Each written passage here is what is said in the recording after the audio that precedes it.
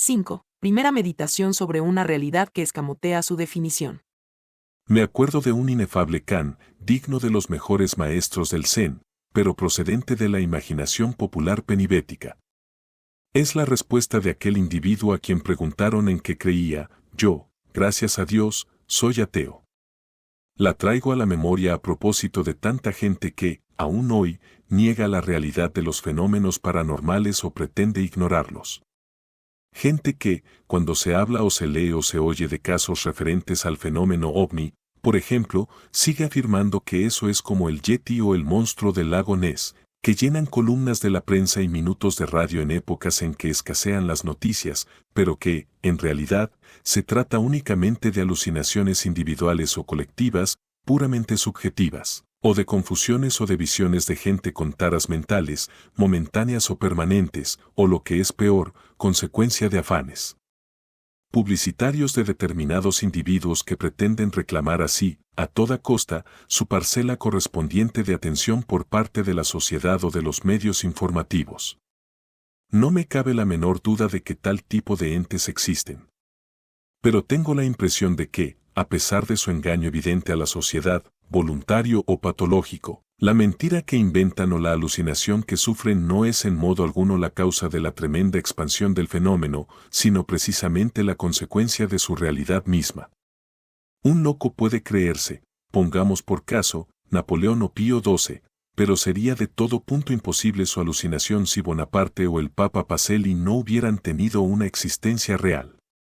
A los negadores sistemáticos del fenómeno, yo les diría que no se puede esconder la cabeza bajo la arena, como dicen que hace el avestruz cuando siente cercano el peligro.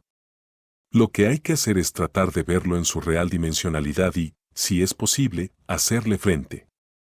Con esto quiero decir que, al hecho paranormal, sea fenómeno ovni o sea su secuela, o su causa o cualquier otro fenómeno paralelo o maldito que aparentemente no tenga nada que ver con él, debemos situarlo en las coordenadas estructurales de su función, ya que, al menos por el momento, es prácticamente imposible que lo definamos con total objetividad. La ciencia, nuestra ciencia, la que se enseña en las universidades y prospera a trancas y barrancas en los laboratorios y en los papeles de los sabios, o bajo el microscopio, suele definir únicamente cuando el análisis de todos los elementos que componen un fenómeno permite establecer su clasificación, separándolo de todas sus aparentes correspondencias si éstas no han sido debidamente comprobadas. Sin embargo, eso que llamamos fenómeno paranormal es, al menos por el momento, esencialmente indescriptible.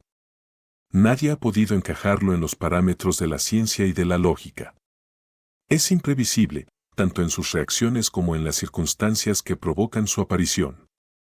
Y, significativamente, sucede demasiado a menudo el hecho de que no se presenta solo, sino que cada fenómeno viene precedido de alguno tan extraño o paranormal como él, o le suceden otros que, por su misma naturaleza insólita, ayudan a la idea escéptica de los que niegan sistemáticamente su realidad y piden, como ineludible condición para aceptarla, que se les diga qué es, cómo es, por qué es y cuáles son sus fines y sus razones.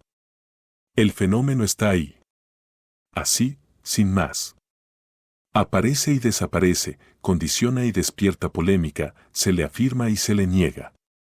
Y, aun quienes en principio lo aceptamos como realidad indiscutible, polemizamos hasta la saciedad sobre si eso es bueno o malo, terrestre o extraterrestre, condicionador de nuestra naturaleza o testigo mudo de nuestra evolución. Solo hay un rasgo común en el que todos, de grado o por fuerza, tenemos que coincidir, el hecho de que el fenómeno paranormal actúa visceral o intelectualmente sobre las personas que aceptan su realidad y se integran en ella. No deja indiferente. Apajado de tal modo a formar parte de nuestro mundo, en lo positivo o en lo negativo, que cabe preguntarse si no será acaso esa integración la que, desde todos los puntos de vista, explique y defina su naturaleza. Si acaso su realidad no será el motor mismo de nuestro impulso y de nuestros pensamientos, desde ese momento perdido en la noche del tiempo en que surgió la memoria y, con ella, la creencia o la esperanza en una realidad en la que los oscuros sueños de perfección del género humano tenían una respuesta válida y sin dudas razonables. Si queremos darnos cuenta de los hechos, sin barrer hacia cualquier tipo de esquema previo aceptado por los condicionamientos culturales de cada cual, la primera verdad que se nos planteará como imprescindible, a la hora de establecer un intento de aproximación a los fenómenos paranormales, será la necesidad absoluta de hacer definitivamente compatibles dos fuerzas que, desde siempre, se han vuelto la espalda y se han empeñado en negarse mutuamente, ciencia y religión. Es curioso que ambas, en cualquier época y en cualquier lugar, hayan venido sosteniendo la gran batalla de las ideologías para alcanzar un fin común.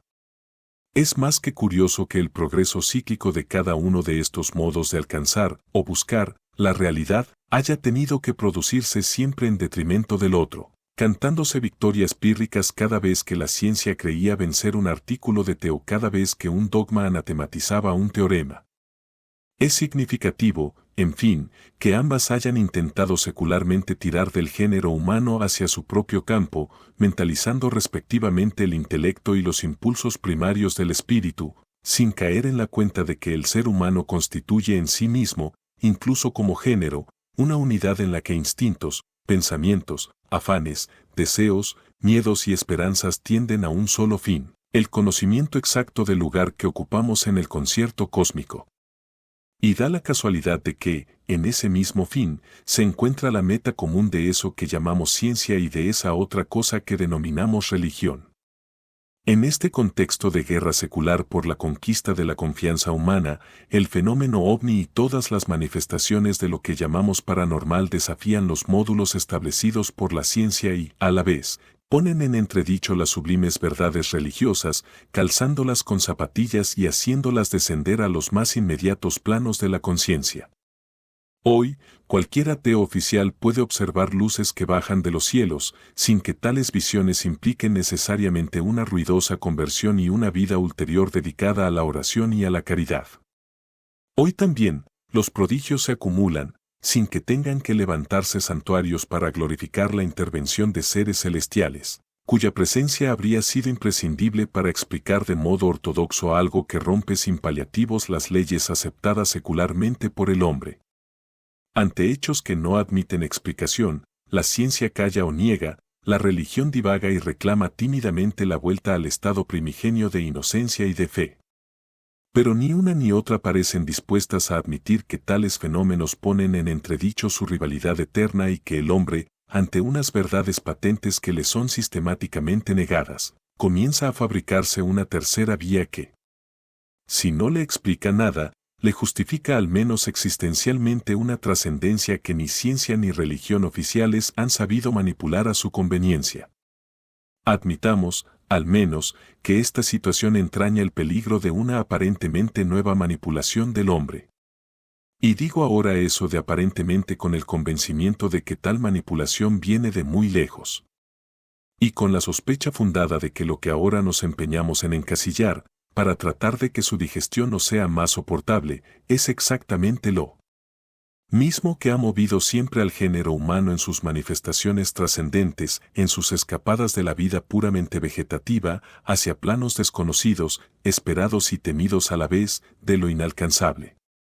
El ser humano, en este sentido, se ha venido comportando lo mismo que la muya que avanza siempre con la esperanza inútil de alcanzar una zanahoria suspendida de la cuerda que cuelga de su propio cuello. El hambre de trascendencia nos ha llevado siempre a perseguir lo inalcanzable, sin darnos cuenta de que esa persecución incesante mueve otra cosa, carro o noria cósmica, sobre la que no poseemos ningún control. Nada progresa sin que algo lo haga progresar. Nada sucede sin que algo obtenga un beneficio de ese suceso. Toda la realidad cósmica es una constante acumulación de tensiones, de causas y efectos, un toma y daca en el que cada entidad recibe su esencia de otra y cede su energía para que, a su vez, sea utilizada por otra entidad más evolucionada, la cual procura cuidar y conservar, por su parte, la fuente de su propia supervivencia. Ese cuidado y esa conservación suponen precisamente la manipulación a la que me he estado refiriendo. Claro está que la palabra manipulación es corta y estrecha, corno resulta corto y estrecho el idioma, cualquier idioma, para expresar lo que supera los límites de nuestro mundo circundante e inmediato. Pero sirve, a falla de otra mejor, para aclarar la dependencia de cada entidad cósmica respecto a todas las demás. Porque ya no se trata, al llegar a determinados niveles evolutivos, de una dependencia irracional e instintiva, sino de la captación esencial de una necesidad que ha de saciarse conscientemente, mediando la voluntad de cada ente y hasta su ingenio y su intelecto, sea cual sea la forma que adopte en cada caso, para seguir subsistiendo en primer lugar y para aspirar, en última instancia, a alcanzar, mediante sucesivos grados de evolución y aprovechando todos los medios de que dispone, los niveles superiores de la conciencia universal. Una premisa, al menos, parece imprescindible en el concierto cósmico: cada parcela de conciencia, cada grado de esa escala infinita de eslabones evolutivos conoce, mejor o peor, los que le preceden y se siente o se sabe conocido y condicionado por los que están por encima suyo. Se sirve de las entidades inferiores y sirve, de un modo o de otro, a las que le suceden.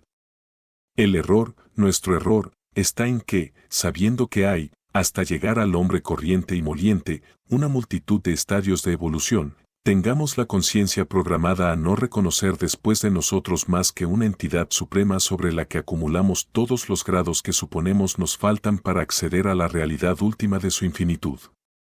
La culpa de este fallo está, posiblemente, en esa especie de lógica antropocéntrica y geocéntrica que los grupos tradicionales de presión han logrado establecer en la mente humana, sobre todo en el mundo occidental.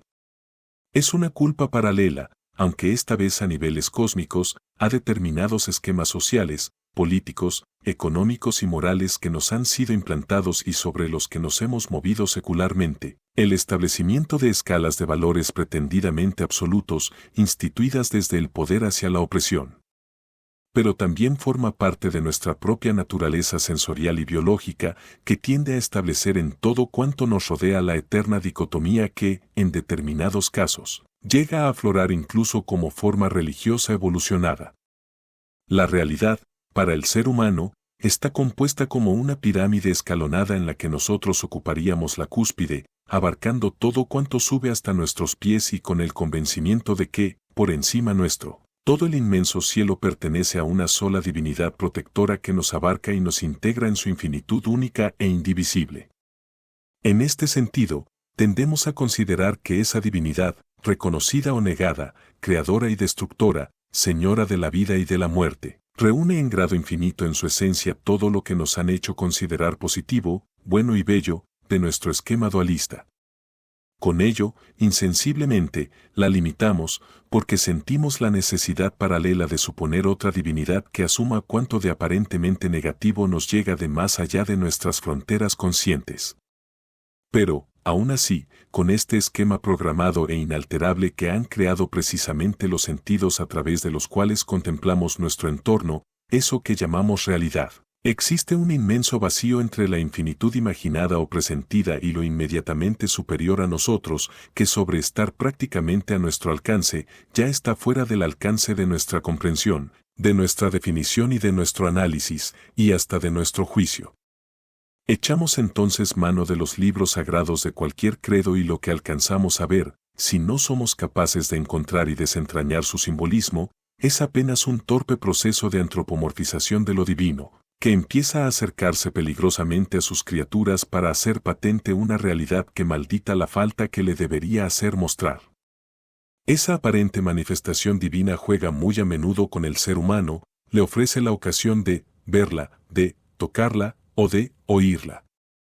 Y, cuando quiere, echando mano de una voluntad caprichosa, parece elegir a determinados individuos al azar, para que les sirvan de intermediarios y hagan conocer a sus congéneres su alta voluntad. En esta falsa y programada apreciación de nuestro papel en el conjunto de la armonía cósmica reside, a mi parecer, nuestra íntima incapacidad para situar en su justo límite los fenómenos que caen fuera del alcance de nuestros esquemas tales. Se nos ha programado una teogonía antropocéntrica y sobre ella hemos creado nosotros una cosmogonía puramente sensitiva derivada de las apariencias subjetivas con las que nos hemos acostumbrado a observar y a juzgar la realidad. De pronto, esa realidad irrumpe en nuestro mundo tal es, desnuda de apreciaciones a priorísticas, actuando como debe y no como nosotros habríamos querido imaginar que debería hacerlo, Porque para eso nuestros sesudos científicos y nuestros sabios rectores espirituales han descubierto leyes y han analizado la naturaleza, siempre aparente, claro, de la materia, de la energía y del mismo Dios. Entonces, cuando esa realidad se nos muestra sin tapujos y nos indica nuestro puesto exacto en la orquesta, la rechazamos, la negamos y la ignoramos. O, por el contrario, le atribuimos una naturaleza irreal que solo contribuye a embotar más, si cabe, nuestra ya de por sí pobre capacidad de reacción ante lo inesperado y desconocido. De ahí que el fenómeno paranormal, que es, segaramente, la manifestación más pura y más directa de la realidad, sea tan a menudo encasillado en los parámetros de lo imposible, de lo patológico o de lo engañosamente amañado. De ahí que, con la misma frecuencia, se le encuadre entre lo milagroso o entre lo divino y se le adjudique olor a santidad o a averno, según los casos. Nadie, en cualquier caso, parece aceptar mirarlo objetivamente y con realismo, nadie parece estar en condiciones de dejarlo en sus dimensiones justas. Y esto por una razón bien sencilla, porque hacerlo así sería situar al género humano en sus reales y auténticas coordenadas evolutivas, en las bases mismas de sus dependencias y en el lugar preciso, o, al menos, en el más aproximado, que ocupa en la escala cósmica de la evolución.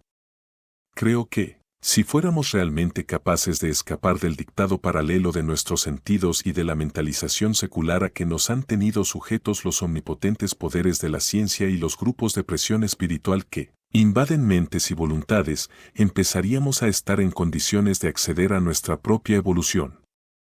Para ello, sería necesario que comenzásemos por enfrentar objetivamente lo desconocido, aun con la conciencia cierta de que, con mucha probabilidad, habríamos de quedarnos en la fase casi aterradora de JS preguntas sin respuesta, de las llamadas sin eco. De eso han huido sistemáticamente tanto la religión como la ciencia.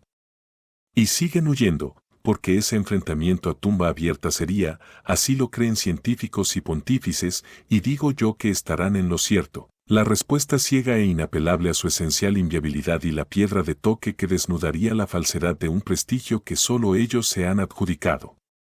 En estos momentos, con la ciencia académica vuelta a un problema que se le escapa y con la mayoría de los credos religiosos desprestigiados por su radical negativa a convertirse en auténticos educadores espirituales de sus fieles, surgen por un lado los mesías y profetas de nuevos movimientos místicos basados precisamente, y casi resulta paradójico esto, si se medita con cierta objetividad, en la deificación de la ciencia y de la tecnología. Por otro, ahí están los gnósticos de Princeton, surgen los científicos conscientes de una realidad que solo puede resolverse olvidando teoremas y leyes y adentrándose en la espiritualidad del ser humano, como integrante de un universo esencialmente desconocido e incognoscible. Entre ambas tendencias, tal vez provocándolas, pero fundamentalmente catando y fundiendo las soldaduras añejas que anquilosaban a los seres humanos desde los albores de su aparición, lo paranormal se enseñorea del mundo cotidiano, juega con los individuos y con la sociedad planteando los problemas de la esfinge, pone en tela de juicio dogmas, costumbres y atavismos y nos pone a nosotros, a cada uno de nosotros, frente a la revisión en profundidad de todo cuanto nos enseñaron y de todo lo que heredó del antropopiteco el bendito inconsciente colectivo que nos descubrió el Dr. Jung.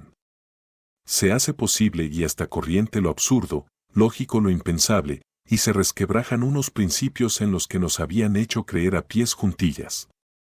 Una luz en el cielo, un androide verde con escafandra, una pócima milagrosa llegada de la constelación de Orión, metales que se desintegran entre los dedos de los contactados y bombas que podrían estallar por control remoto mental se convierten en espectáculo y en nuevo acto de fe cósmica. Hay sectas que preparan a sus miembros para tomar definitivamente la alternativa de poder en el mundo gracias a las facultades que les provocan. Hay místicos del peyote y curanderos que operan, y hasta matan, y ganan dinero utilizando como bisturís tijeras oxidadas y como quirófanos cuartos de albergues malolientes. Hay mensajes de una ciencia imposible venida del otro lado de la galaxia y seres humanos que juran haber viajado a planetas civilizados de otros sistemas solares. Yo he visto y he hablado muchas veces con pretendidos contactados del cosmos, con psíquicos, con curanderos que creen en el Dios del Vaticano y en la Virgen y curan con la ayuda de San Miguel Arcángel, con visionarios que auguran desastres cósmicos inmediatos y con arqueólogos, no académicos, gracias a Dios, que buscan la huella de los remotos maestros, con médiums y con templarios de hoy mismo, soldados de un Cristo no mediatizado por la púrpura papal, con obsesos de la Ouija y con empedernidos creyentes en los mensajes de humo y Urantia. He comprobado cómo, a trancas y a barrancas, lo insólito y paranormal, que está haciendo ahora mismo crisis en la gran masa de la humanidad de nuestro tiempo, ha estado siempre en la base de los grandes movimientos religiosos y de las pequeñas herejías consumidas por los fuegos purificadores del Santo Oficio. Se diría que, detrás de cada santo, de cada profeta, de cada heterodoxo, de cada vidente, ha habido siempre un contactado que tuvo acceso, voluntario o inconsciente, a la otra realidad que hoy se está lanzando a la conquista de la vida cotidiana. Pero precisamente esa circunstancia, el aquí y el ahora de esta crisis en la que se tambalean, parece que definitivamente, todos los principios lógicos y todas aquellas creencias tan sólidamente cimentadas, es la que nos debe empujar a plantearnos la cuestión. Puestos a admitir ya nuestra radical imposibilidad de acceder conscientemente a la realidad inexplicable que viene a romper los esquemas de nuestra particular y errada visión del mundo, puestos a hacer un definitivo acto de contrición cósmica y a entonar el mea culpa de nuestro secular antropocentrismo, puestos a reconocer que somos apenas una gota de agua en la gran cascada universal. ¿Por qué la otra realidad, la siguiente realidad, si queremos ser estrictos, llega precisamente en estos momentos para dar cuenta multitudinaria de su existencia y de su ascendiente biológico sobre nosotros? Tal vez porque hemos evolucionado en grado suficiente para estar en condiciones de entrar en contacto con ella de modo definitivo y esclarecedor. O tal vez porque, por el contrario, hemos evolucionado en algunos casos demasiado para seguir siendo útiles a la entidad o las entidades que forma o forman parte de esa realidad. Trataré de explicar esta última pregunta que se me hace tú con un par de ejemplos sobre la utilidad. Pensemos primero en el pastor que conduce en solitario a sus ovejas por los pastizales. Ha echado mano de un mastín para que le ayude en el buen gobierno del rebaño, le ha enseñado lo suficiente para que le sirva, para que le sea útil, para que funcione perfectamente la relación amo-servidor, sujeto-objeto. Pero, ¿qué sucederá si, cualquier día, el mastín pretende hacer valer a su modo sus hipotéticos derechos? ¿Qué pasará si reclama sus reivindicaciones? El pastor, también a su modo, procurará que su perro se dé cuenta de la superioridad inalienable que ejerce sobre él, le hará ver, como sea, palo o grito, que él, el pastor, es quien manda y que el mastín no tiene que hacer más que cumplir con su obligación de dependencia. Pensemos ahora en otro pastor, o en el mismo, que tanto da, que tiene un rebaño lo suficientemente grande como para necesitar varios mastines. Pensemos que cada mastín, en un determinado instante, hace la guerra por su cuenta, que uno se inhibe, que otro se ocupa de 3 ovejas y otro de 5, y que cada cual las lleva por donde su instinto le da a entender. ¿Sirve eso a nuestro pastor o, por el contrario, necesitará una especie de unificación de los esfuerzos de todos los perros, para que todo el rebaño siga la misma senda?